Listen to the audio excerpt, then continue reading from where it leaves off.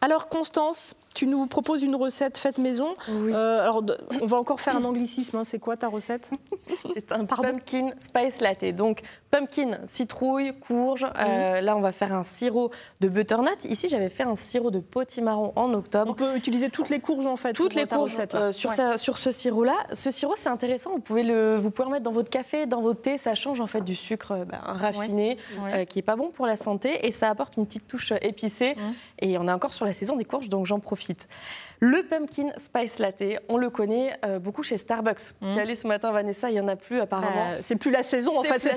Si, c'est la saison, mais c'était la saison d'avant, il y a un an quoi. Ils en font plus c'est plutôt durant l'automne. Donc l'idée, tous les fans de pumpkin spice latte, je pense que ça ne sera pas des Italiens parce que c'est un café un peu aromatisé à l'américaine. Oui, c'est pas pour les fans de café, hein, les baristas. C'est pas pour les fans. Moi, honnêtement, de base, je suis pas une grande fan, mais j'ai découvert ce sirop de potimarron et c'est délicieux. Alors, les pumpkin spice latte, c'est arrivé dans les années 2000, en 2003 exactement, chez Starbucks. Et avant, on consommait quand même des cafés aromatisés, notamment en Afrique, dans le Maghreb, où c'est plutôt traditionnel et il y a un vrai savoir-faire autour de ça.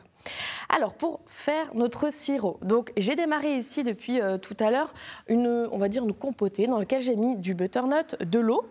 Là-dedans, on va rajouter 200 g de cassonade pour faire notre fameux sirop. On va s'aider de notre petite cuillère, voilà. Et ici, on va rajouter également des épices. Alors, en épices, on a la noix de muscade. Il faut que c'est mieux de l'acheter entière et puis tu la râpes. Oui, alors tout ce qui est épices, essayez de l'acheter à chaque fois en entier parce que vous devez le savoir vous aussi. Il y a énormément de fraude en fait dans le monde des épices, notamment dans le poivre, le paprika, le safran. Et donc, il faut essayer d'acheter à chaque fois des matières premières entières. Et ça prend, regardez, littéralement 5 minutes de râper une noix de muscade. Donc, on y ajoute notre noix. Voilà. Sans se râper le bout des doigts. On y ajoute un petit peu d'extrait de vanille. Alors là, on va mettre une cuillère à café pour apporter un petit peu de rondeur. Ou de la vraie vanille. Hein. Ou de la vraie vanille, on en a parlé. La Réunion, effectivement. Et alors, ce sirop, ce qui est intéressant, c'est que vous pouvez le garder des mois et des mois. Hein. Au frigo, vous le laissez au frigo et ça tient plutôt bien. Là, on mettra aussi une cuillère à café de cannelle.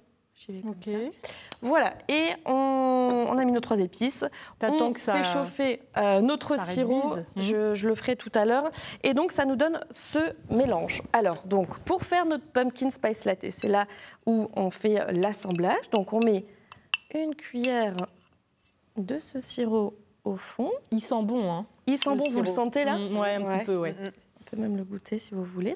Et juste bravo de ne pas avoir fait une recette avec de la viande parce que je pense que Sandrine, elle serait partie. Elle serait partie. Mais je suis entièrement d'accord avec Sandrine. Il y a énormément de choses à dire sur la viande. C'est pour ça que j'élève mes poulets et qu'on va parler du plein air une prochaine fois d'ailleurs. Très bien. Alors, donc on rajoute à ça notre expresso puisque ça reste quand même un café. Oui, il y a du café dans la recette. Il y a du café dans cette recette. Voilà, du lait chaud. D'accord. Voilà.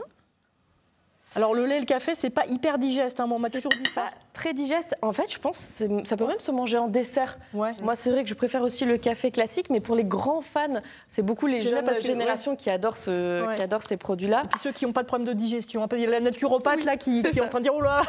On peut mettre une boisson végétale, j'imagine, à la place. Hein. On peut mettre du lait végétal, effectivement, ça marche très bien. On fait évidemment notre chantilly maison, hein. On met de la crème dans un bol, il faut que tout soit froid et vous fouettez.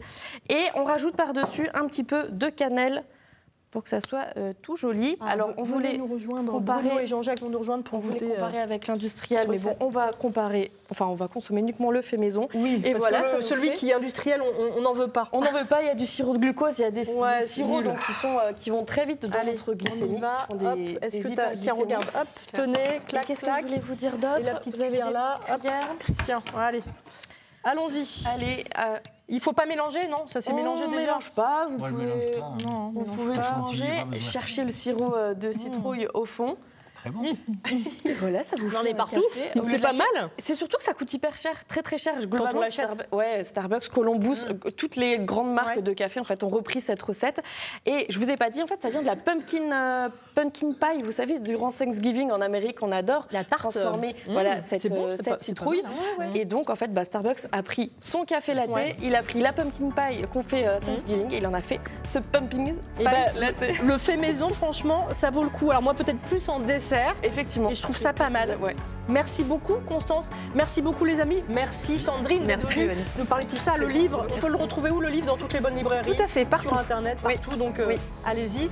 Et puis, consommons un peu plus intelligemment. Allez, ciao. C'est pas très